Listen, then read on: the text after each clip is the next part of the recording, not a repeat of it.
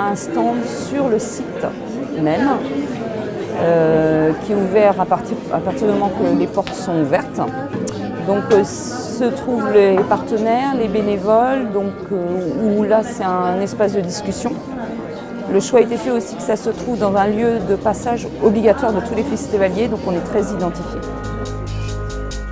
Ça, c'est un outil qu'on peut proposer aux organisateurs pour animer l'espace de prévention.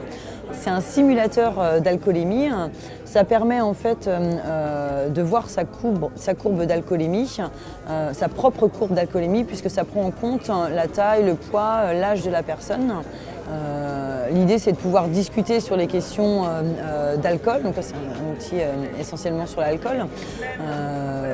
Pour pouvoir échanger justement sur les pratiques des jeunes, qu'est-ce qu'ils en font, qu'est-ce qu'ils connaissent, quelles sont les représentations qu'ils ont et comment ils fonctionnent aussi en groupe.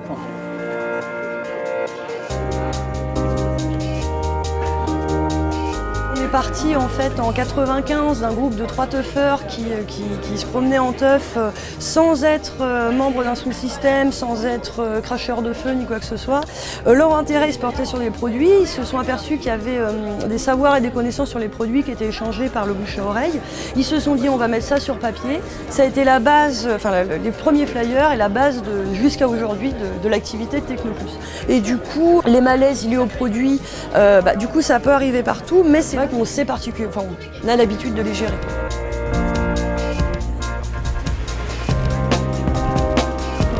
Ce projet donc, a été mis en place en 2008.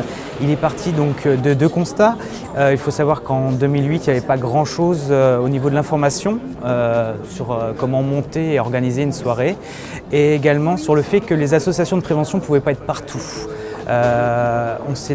On a donc créé un site pour servir un petit peu de boîte à outils. Très honnêtement, au niveau des formations que l'on réalise, on se rend compte qu'il y a un manque au niveau de l'information. La prévention est souvent vue comme le côté répressif, mettre simplement en place, mettre à disposition des préservatifs ou des éthylotests. Beaucoup pensent que c'est simplement ça la prévention. L'accompagnement qui est derrière il ne mesure pas l'impact que ça peut avoir. Et au niveau juridique, on se rend compte qu'il y a énormément de lacunes de ce côté-là. Beaucoup ignorent la loi au niveau même des associations. Certains se disent associations, ne sont même pas déclarés en préfecture aussi.